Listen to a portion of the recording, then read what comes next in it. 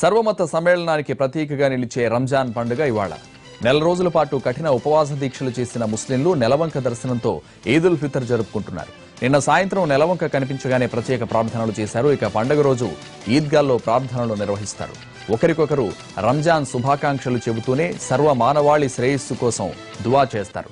దేవునికి కృతజ్ఞతలు చెబుతూ సర్వమానవ సౌభ్రాతృత్వం కోసం, దేశంలో ఉన్న అశాంతి నిర్మూలనకు, దేశాభివృద్ధికి, సోదర భావం, ఐక్యత పెంపొందించేందుకు ప్రార్థనలు చేస్తారు. ఇప్పటికే అన్ని ఈద్గాలను ముస్తాబు చేశారు. దేశ ప్రజలకు రాష్ట్రపతి ప్రణబ్ ముఖర్జీ, ప్రధాని నరేంద్ర మోదీ శుభాకాంక్షలు చెప్పారు. తెలుగు రాష్ట్రాల సీఎంలు, గవర్నర్ నరసింహన్ శుభాకాంక్షలు తెలిపారు.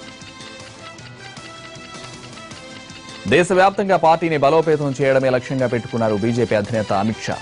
అంతేకాకుండా 2019 ఎన్నికలను దృష్టిలో ఉంచుకుని మరికొన్ని రాష్ట్రాల్లో పాగా వేసేందుకు స్కెచ్ వేస్తున్నారు. అందులో భాగంగా దేశవ్యాప్త పర్యటనకు సిద్ధమవుతున్నారు. ఇవాల్టి నుంచి 110 రోజుల పాటు కొనసాగే ఈ టూర్ పుదుచ్చేరిలో ప్రారంభమవుతుంది. అక్కడే 2 రోజుల పాటు ఉంటారు. పర్యటనలో భాగంగా ఆయన పార్టీ ఆఫీస్ బేరర్స్, జిల్లా అధ్యక్షులు, జనరల్ సెక్రటరీలతో సమావేశం కానున్నారు అమిత్ షా. టీడీపీ అధినేత చంద్రబాబు నాయుడుతో భేటీ కానున్నారు తెలంగాణ ప్రాంత టీడీపీ నాయకులు. ఉదయం 9 గంటలకు చంద్రబాబు నివాసంలో వీరి సమావేశం జరగనుంది. ఈ భేటీలో తాజా రాజకీయ పరిస్థితులపై చర్చ జరగనుంది. అలాగే మియాపూర్ భూ కుంభకోణం విషయంలో ప్రభుత్వాన్ని తాము ఎలా ఇరుకున పెడుతున్నామో బాబుకు వివరించనున్నారు తెలంగాణ నేతలు.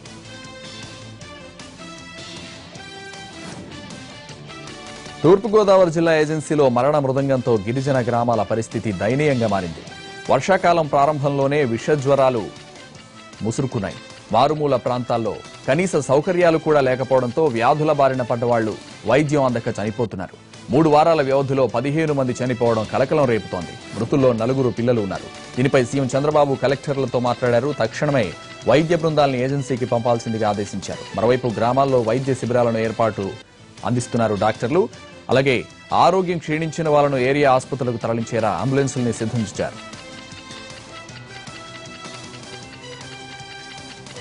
తూర్పుగోదావరి జిల్లా మన్యంలో ప్రబలిన విషజ్వరాలపై మంత్రులు, అధికారులతో సీఎం చంద్రబాబు నాయుడు అత్యవసర టెలికాన్ఫరెన్స్ నిర్వహించారు. విషజ్వరాలతో చనిపోయిన కుటుంబాలకు 5 లక్షల ఎక్స్గ్రేషియా ఇవ్వాలని ప్రభుత్వం నిర్ణయించింది. బాధితులకు మెరుగైన వైద్యం అందించాలని అధికారులను సీఎం ఆదేశించారు. అవసరమైతే విశాఖ, రాజమండ్రి, కాకినాడ ఆసుపత్రులకు తరలించి ఆధునిక వైద్య సేవలు అందించాలని అధికారులకు సూచించారు. విషజ్వరాలు, కల్తీ ఆహారం కారణంగా మరణాలపై వెంటనే నివేదిక ఇవ్వాలని మంత్రులు చినరాజప్ప, నక్క ఆనందబాబును ఆదేశించారు ఏపీ సీఎం చంద్రబాబు. అదే సమయంలో ప్రభావిత గిరిజన ప్రాంతాలకు వైద్య బృందాలను తరలించి విషజ్వరాలు, అంటువ్యాధులు ప్రబలకుండా చూసుకోవాలని సూచించారు. సీఎం ఆదేశాలతో మంత్రి చినరాజప్ప రంపచోడవరానికి వెళ్లారు. పరిస్థితిని సమీక్షించారు. ఆసుపత్రిలో చికిత్స పొందుతున్న బాధితులతో మాట్లాడారు. అల్పపీడన ప్రభావం వల్ల తెలుగు రాష్ట్రాల్లో విస్తారంగా వర్షాలు కురుస్తున్నాయి. ఇటు రుతుపవనాలు కూడా చురుగ్గా కదిలే అవకాశం ఉందని వాతావరణ శాఖ చెబుతోంది. ఒరిస్సాను ఆనుకుని వాయువ్య బంగాళాఖాతంలో ఏర్పడిన అల్పపీడనం స్థిరంగా కొనసాగుతోంది. దీని ప్రభావంతో తెలుగు రాష్ట్రాల్లో అక్కడక్కడ జోరుగా వర్షాలు కురుస్తున్నాయి. ఉత్తరాంధ్రతో పాటు కోస్తా జిల్లాల్లో కొన్ని చోట్ల వానలు దంచుకొట్టాయి. అల్పపీడనంతో పాటు ఉపరితల ఆవర్తనం కూడా కొనసాగుతోందని వాతావరణ శాఖ అధికారులు చెబుతున్నారు. ఇటు రుతుపవనాలు సైతం చురుగ్గా కదిలే అవకాశం ఉందని అధికారులు అంచనా వేస్తున్నారు. హైదరాబాద్ను భారీ వర్షం కుమ్మేసింది. రాత్రి 8:30 గంటలకు ప్రారంభమైన వర్షంతో రోడ్లన్నీ చెరువుల్లా మారిపోయాయి. మాదాపూర్, మలక్పేట్, పాతబస్తీ, దిల్సుఖ్ నగర్, మోతీనగర్, రాజీవ్ నగర్, కూకట్పల్లి, ఐఎస్ సదన్, పాతబస్తీలోని పలు ప్రాంతాల్లో వర్షం కురిసింది. రోడ్లపై నీళ్లు నిలిచిపోవడంతో అనేక ప్రాంతాల్లో వాహనాల రాకపోకలకు అంతరాయం ఏర్పడింది.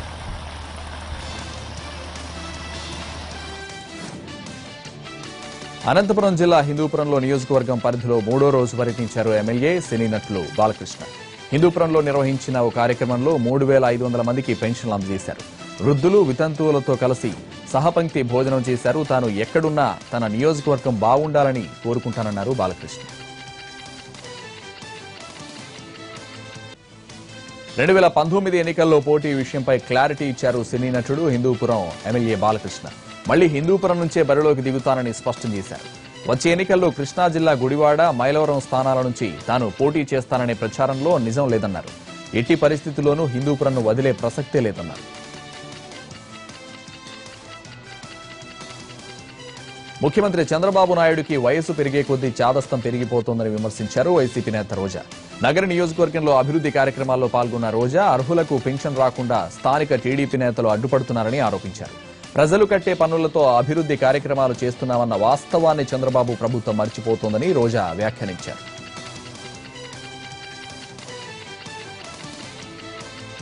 కాపులను బీసీలో చేరుస్తామనే ఎన్నికల హామీని నెరవేర్చాలని కాపు జేఏసీ డిమాండ్ చేసింది. ఇదే డిమాండ్తో కాపు ఉద్యమ నేత ముద్రగడ పద్మనాభం చలో అమరావతి పాదయాత్రకు పిలుపునిచ్చారు. ఈ పాదయాత్రను జయప్రదం చేయాలని అనంతపురం జిల్లా కాపు జేఏసీ విజ్ఞప్తి చేసింది. ఈ పాదయాత్రకు సంబంధించిన పోస్టర్లను జేఏసీ నేతలు విడుదల చేశారు. పాదయాత్రను అడ్డుకుంటే సహించేది లేదని హెచ్చరించారు. పునర్విభజన సమస్యలన్నింటినీ పరిష్కరిస్తామని కేంద్ర మంత్రి వెంకయ్యనాయుడు హామీ ఇచ్చారు. హైదరాబాద్లో ఉపాధ్యాయ సంఘాలు వెంకయ్యనాయుడిని సన్మానించిన సమయంలో వెంకయ్యనాయుడు ఈ మాట చెప్పారు.